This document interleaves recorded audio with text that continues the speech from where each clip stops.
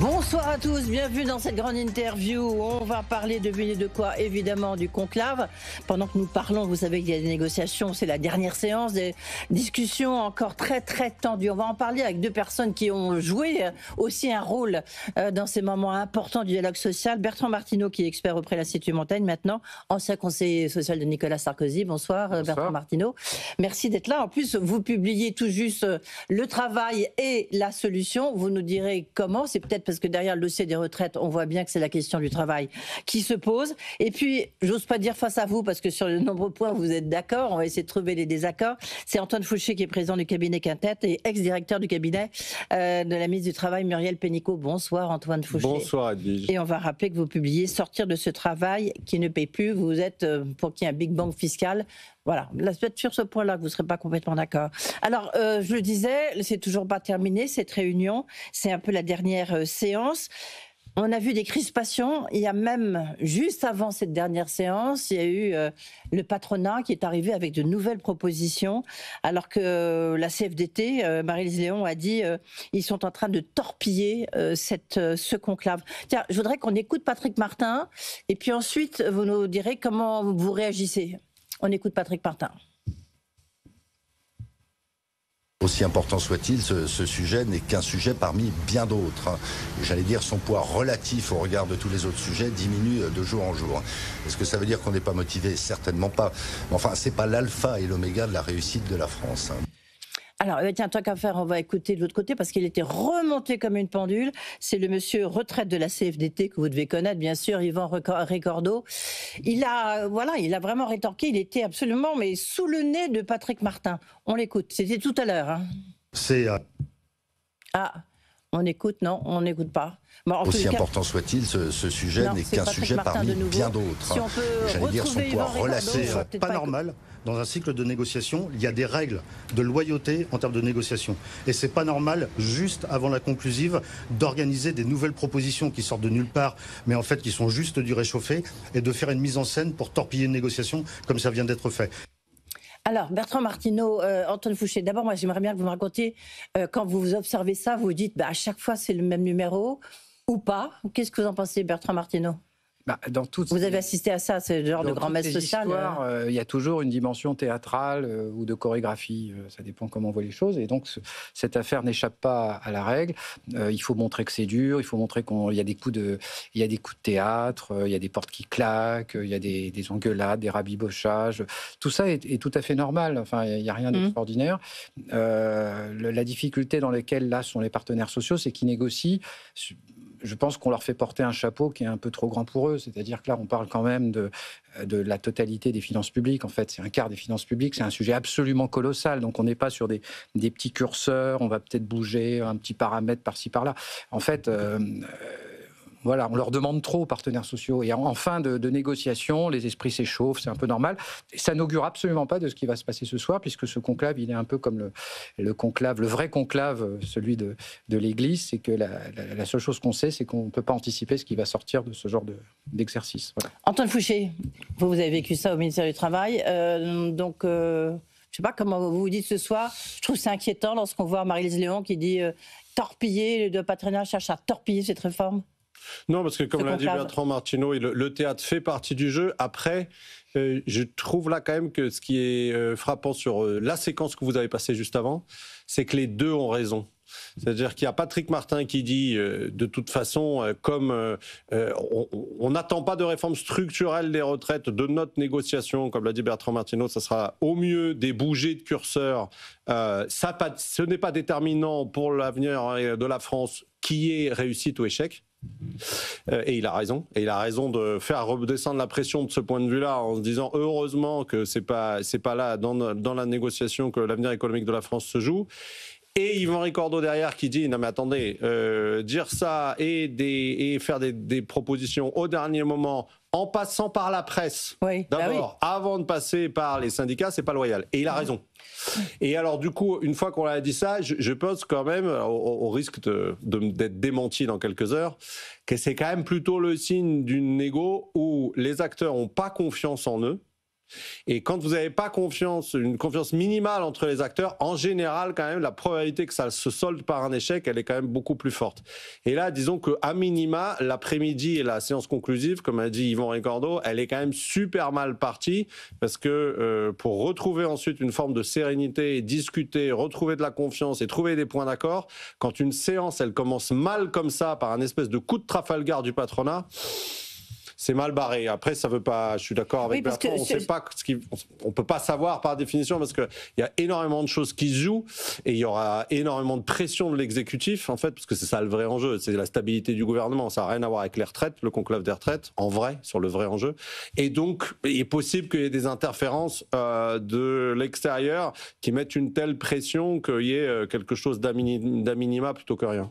Ah justement, les pressions de l'extérieur, vous les avez représentés tous les deux à différents niveaux. Ça se passe comment? C'est-à-dire, vous prenez votre téléphone, vous envoyez des SMS en permanence, vous les engueulez, vous dites, vous essayez de rabibocher, vous faites des séances de rattrapage le soir, le week-end. Comment ça se passe? Je ne sais pas qui veut se lancer en premier. Non, mais ça dépend vraiment de la situation. Ça oui, bien sûr. La force du gouvernement, de la force du président. Quand le président, le gouvernement et le Parlement sont alignés, ce qui est quand même la règle généralement sous la Ve République. On n'a pas oublié cette règle. Oui. Beaucoup de choses se passent quand même à l'Élysée. Donc, pour dire les choses, à l'époque de Nicolas Sarkozy, c'est sûr que ça se passait quand même beaucoup à l'Élysée et que le gouvernement et le président ayant en fait une majorité absolue à l'Assemblée, il pouvait faire pression sur la négociation, sur les négociateurs parce qu'il avait derrière lui un projet de loi tout fait. Donc si vous n'acceptez pas ça, eh bien, nous, on dégaine derrière un projet de loi de toute façon. Et donc, c'était une façon quand même d'orienter la négociation. La chose la plus marquante, ça a été la réforme très importante d'ailleurs de la rupture conventionnelle du contrat de travail. Clairement, les partenaires sociaux avaient le choix entre toper sur la rupture conventionnelle du contrat de travail ou alors avoir la rupture conventionnelle du contrat de travail dans la loi sans négociation. D'accord. Donc, dit comme ça, évidemment, ça influe un peu la négociation. Là, on est dans un système tout à fait différent où probablement les marges de manœuvre de l'exécutif pour faire pression sont quand même assez limitées quand même. Oui. Antoine Fauché, quand on est au ministère du Travail, parce que vous avez aussi négocié des choses difficiles, dures. Alors, ça dépend vraiment du contexte, mais le mieux, en tout cas moi, ce que j'ai essayé de faire, c'est de faire en sorte d'écrire la partition de chacun des acteurs avec les acteurs, pas en... Ah bon, j'ai cru que c'est vous qui avez dit toi tu vas dire ça. La partition en essayant de caler le rôle de chacun ou le rôle de chacun de façon à ce que chacun trouve sa place et que du coup il y ait le moins de surprises possible qui sortent des séances de négociation. Et donc pour faire ça, après chacun a sa méthode, mais je pense qu'il faut essayer vraiment d'avoir des relations de confiance avec eux. C'est-à-dire la confiance, ça passe par le fait de ne pas mentir. Jamais, en tout cas en off, après, voilà, mais de jamais mentir. Et puis d'être clair sur, comme Bertrand Martineau l'a dit, ce qui va se passer s'il n'y a pas d'accord et ce qui va se passer s'il y a un accord. Comme ça, les partenaires sociaux. Mais c'est un jeu de qui tout double. Vous estimez que c'est un jeu de qui tout double là, auquel nous assistons? Oui. De qui tout double, oui, de qui tout double, mais sans beaucoup d'enjeux. Encore une fois, c'est-à-dire que là, c'est un qui tout double pour Bayrou. Voilà. C'est un qui tout double pour le gouvernement parce que s'il y a un accord, je pense qu'il gagne encore quelques mois peut-être et donc il passe on ne sait jamais, mais ça l'aide à passer l'été, ça l'aide à avoir le soutien du Parti socialiste. C'est plus compliqué pour tous les opposants anciens au Parlement à la réforme des retraites d'attaquer, voilà. Et donc ça lui fait gagner du temps jusqu'au budget prochain. S'il n'y a pas d'accord, ça peut relancer la tentation d'une motion de censure avant l'été. Mais sur le fond, je pense qu'il démentirait pas, même s'il le dirait pas comme ça, je vais le dire un peu cash. Mais sur le fond, qu'il y ait accord ou pas accord, ça changera la vie de peut-être au maximum quelques milliers ou dizaines de milliers de personnes. Pourquoi ? Expliquez-nous. Parce qu'ils n'ont aucune marge de manœuvre sur le fond. C'est-à-dire ils sont pas d'accord, et heureusement d'une certaine manière, mais ils sont pas d'accord sur l'essentiel, c'est-à-dire doit-on travailler plus ou moins. Ouais. L'ensemble des syndicats souhaitent qu'on travaille moins, et le patronat, à minima, qu'on travaille autant, voire qu'on travaille plus. À partir du moment où on est là-dessus... Et les Français souhaitent qu'on travaille moins. Oui, alors ça dépend comment. Oui. Ça dépend vraiment comment. Mais à partir du moment où il est sur ce désaccord-là, la seule chose qu'ils peuvent faire, c'est de dire qu'il y en a certains qui vont travailler un peu plus, Et certains qui vont travailler un peu moins. C'est ce que, voilà, on bouge certains curseurs, par exemple, un peu de pénibilité, et puis un peu moins de carrière longue d'un côté, un peu plus de pénibilité de l'autre côté. Mais ça, à la fin, sur 800 000 personnes qui partent à la retraite chaque année, ça va concerner quelques dizaines de milliers, ou quelques milliers, ou quelques dizaines de milliers. Donc, c'est pour ça que c'est pas excessif, insultant vis-à-vis d'eux, etc., de dire que, de toute façon, ça ne changera pas grand-chose à pas grand-chose, qu'il y ait accord ou pas. D'un point de vue social et économique. D'un point de vue politique, c'est important. Oui, bien sûr. Oui. Bertrand Martineau, vous êtes d'accord avec ça? Tout à fait d'accord. La seule chose, le seul point positif, si le conclave veut toper sur quelque chose, et ça reste à voir effectivement, et ça n'a rien à voir avec le fait qu'un gouvernement soit stable, mis en danger ou pas, c'est qu'on sanctuarise plus ou moins, enfin on renforce la réforme et on sanctuarise plus ou moins les 64 ans. Ce serait ça la seule bonne nouvelle finalement du conclave. Sauf si ensuite, puisqu'on sait que 64 ans, de toute façon, c'est tout à fait insuffisant, mais au moins on aurait sauvé, on aurait assuré un peu l'essentiel. Voilà. Oui, parce que, puis il y a la question aussi du dialogue social. Je sais que c'est un point qui ne vous paraît pas essentiel, Bertrand Martineau, mais ça l'est quand même, non? Je dirais ça comme ça. Le dialogue social... Et du reste, Marie-Lise Léon, elle joue gros, parce qu'elle s'est beaucoup engagée. Le dialogue social en France se porte plutôt bien dans les entreprises, un petit peu moins bien, mais se porte correctement aussi dans les branches professionnelles. On a fait beaucoup de progrès ces dernières années, parce qu'aussi... sur la question de la pénibilité, on a vu qu'aussi si ça coinçait, c'était... Alors, parce qu'effectivement, les branches ne sont pas capables de s'emparer de ces sujets, mais il va bien falloir qu'ils y aillent, de toute façon.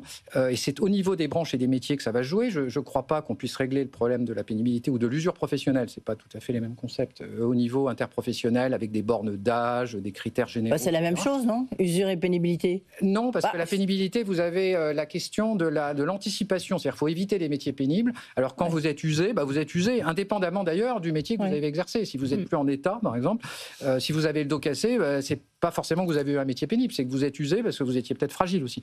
Voilà, donc c'est deux notions qui sont quand même assez... Oui, c'est ce que vous dites dans votre livre, Antoine Fouché. Le dialogue social, c'est important, vous avez raison, mais ce qui est encore plus important que le dialogue social, c'est les résultats. Et le résultat, il dépend de l'ambition qu'on s'est fixée au début. Et il y a depuis 15 ans, les partenaires sociaux ont fait des grandes réformes. Bertrand en a cité une, la rupture conventionnelle, il y en a eu après, la sécurisation des plans de sauvegarde de l'emploi, la création du compte personnel de formation, tout ça c'est les partenaires sociaux et il y a vraiment un avant et un après sur le marché du travail pour des millions de salariés ou des dizaines de milliers de boîtes. On a du mal à... Oui, mais parce que dès le départ, en fait, les positions... On ne peut pas demander, ce que disait Bertrand tout à l'heure, on ne peut pas demander aux partenaires sociaux l'impossible. Et donc, les retraites, dans l'imaginaire français, ça a à voir avec le travail, avec le statut, avec l'émancipation, avec plein de choses qui dépassent largement le financement et les retraites en elles-mêmes. Et c'est beaucoup trop lourd pour les partenaires sociaux à gérer. Et c'est même presque malsain, parce que c'est tellement ancré dans notre imaginaire que c'est profondément une question démocratique qui doit se trancher par la démocratie parlementaire. Bah oui, mais à ce moment-là, ça veut dire que c'est l'annulation de la réforme de 2024. Oui, oui, bien sûr, mais voilà. si c'est la démocratie, et en plus, je ne suis pas sûr de ça. C'est-à-dire que je pense qu'il y a beaucoup de jeux et de postures au Parlement, et si il y avait un vote du Parlement sur la remise en cause des 64 ans, les conséquences seraient telles financièrement que ceux qui menacent de le faire, au moment du vote, ne le ferait pas. Oui. C'est ce que vous disiez tout à l'heure, Bertrand Martineau, c'est-à-dire que, en fait, si jamais ils réussissent à tomber d'accord sur un texte, quelque part, ça entérine quand même, ça conforte cette réforme de 2024 et l'âge de départ à 64 ans. Oui, ça serait quand même un point assez positif. C'est le seul élément positif. Alors, c'est triste d'en être là.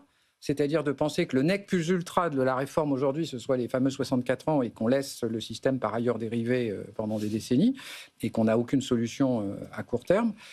Mais c'est mieux que rien. Et effectivement, c'est ce que je disais tout à l'heure, le point positif d'un accord, ce serait qu'on sanctuariserait, on renforcerait considérablement politiquement la borne des 64 ans. Juste un point, je reviens sur Marie-Lise Léon, elle s'est engagée. Vraiment, on a vu Sophie Binet, la CGT, partir. C'était un geste beaucoup plus facile. Donc, elle est toujours dans l'opposition. On voit quand Emmanuel Macron veut dialoguer avec les Français, elle dialogue avec Sophie Binet, pas avec Marie-Lise Léon. Elle joue gros, non, Marie-Lise Léon? Oui, elle joue gros, mais en même temps, la CFDT, tout le monde a vu que la CFDT était responsable. Ouais, et puis l'organisation leader de toute la concertation. Ouais. Et syndicat comme patronat, c'est eux qui portent le dialogue social, l'autonomie du dialogue social, la vision, qu'on soit d'accord ou pas d'accord. Qui, comme l'a dit Bertrand Martineau,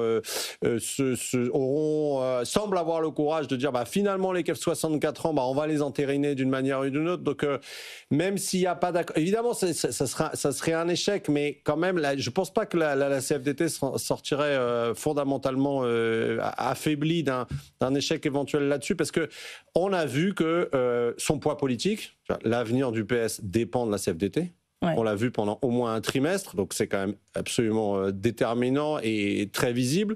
C'est la CFDT qui mène la danse au niveau syndical. Les deux autres organisations sont sorties, et c'est la CFDT qui mène la danse des partenaires sociaux, parce qu'elle impose un lieu neutre, un texte neutre, en concertation avec le gouvernement, une nouvelle méthode dont le patronat ne voulait pas au début. Donc la place dans la gouvernance, je pense qu'elle est, elle est assurée. En même temps, je voudrais qu'on avance. J'ai beaucoup de questions sur la question de la pénibilité, sur les femmes, qui montrent quand même que la réforme des retraites 2023, elle était injuste.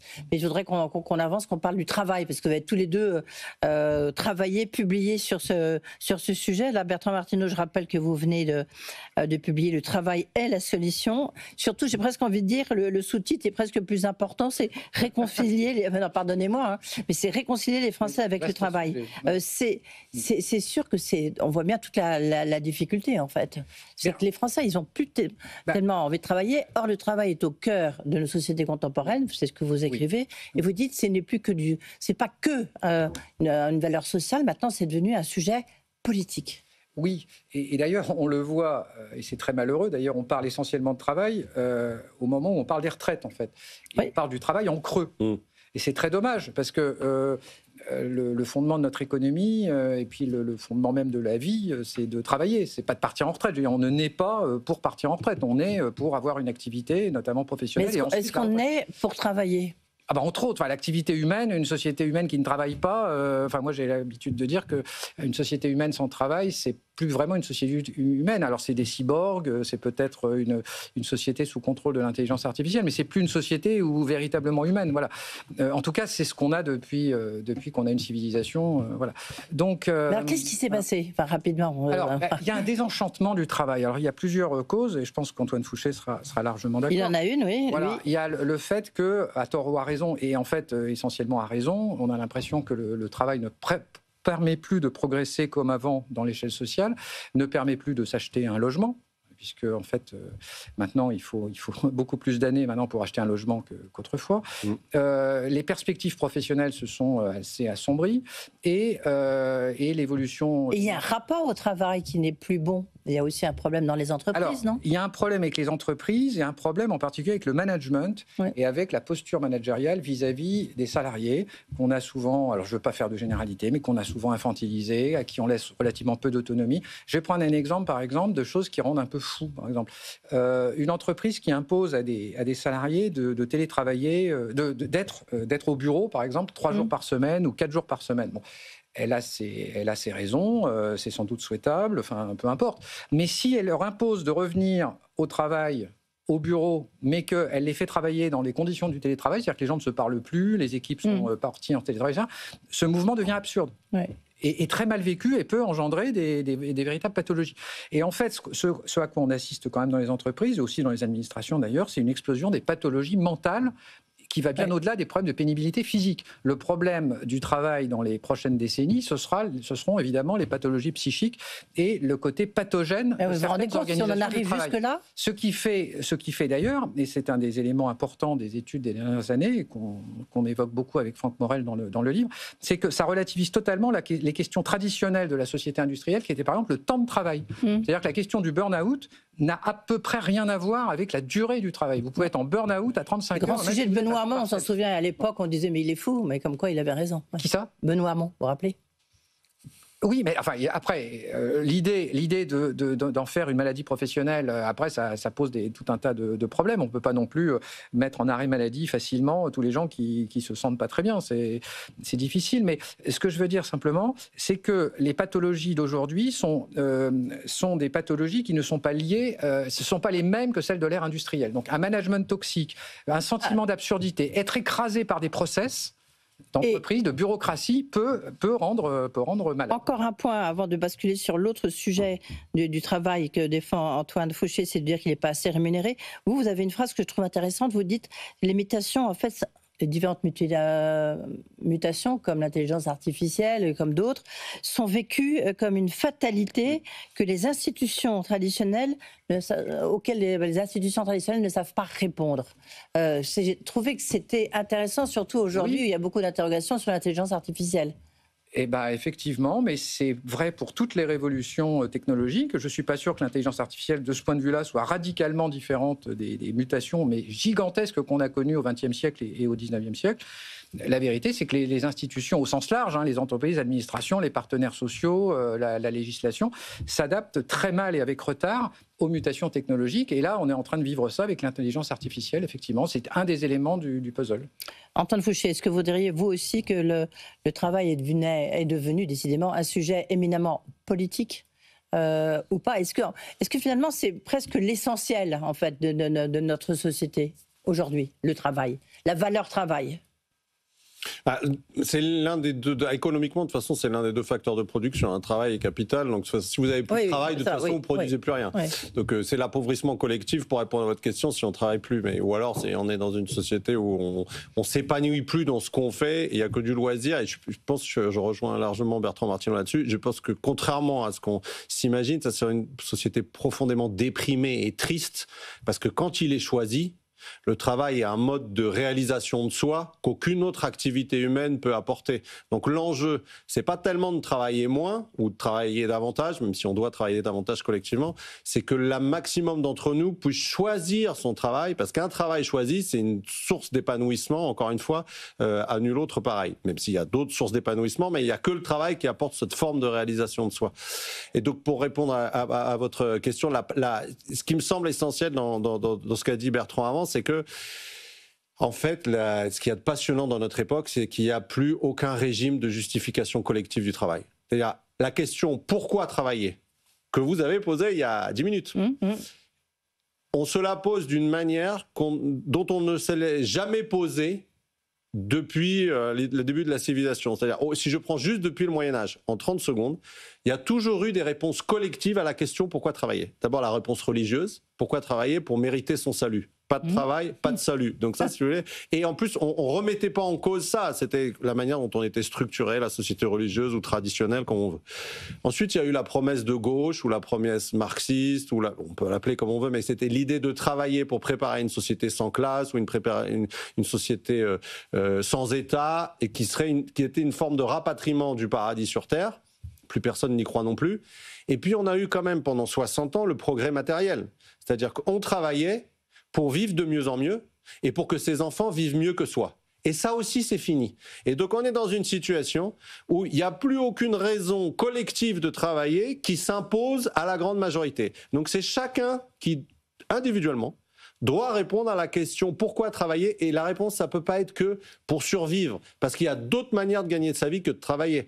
Et donc, tout le défi, et c'est là où vous avez vraiment raison sur le fait que le travail devient politique, ça devient politique au sens où on doit construire collectivement un choix.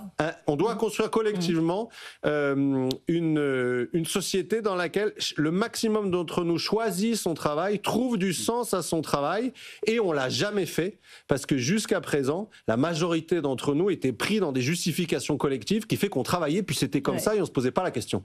Ouais.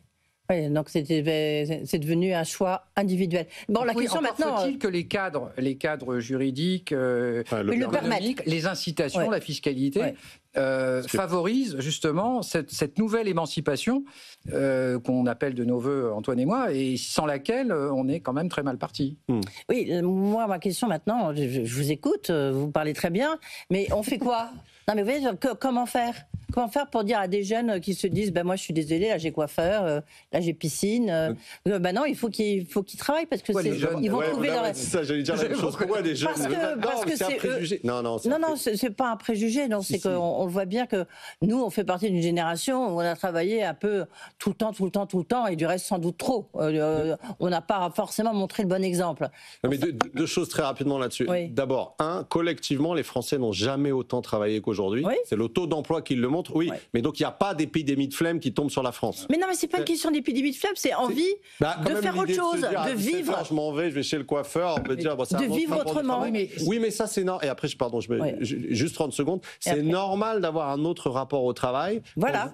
Non mais c'est rationnel et ça n'a rien à voir avec une nouvelle culture qui tomberait du ciel. C'est quand le travail ne permet plus d'améliorer son niveau de vie, c'est normal de se dire le travail ne sera plus central dans ma vie. Nous sommes d'accord. C'est pas de la flemme, c'est juste. D'une autre manière de le dire, il sera pas central dans ma vie comme il a été central dans la vie de mes parents. Parce que mes parents ont fait des sacrifices et ils ont raison parce qu'en travaillant plus, ils ont beaucoup mieux vécu.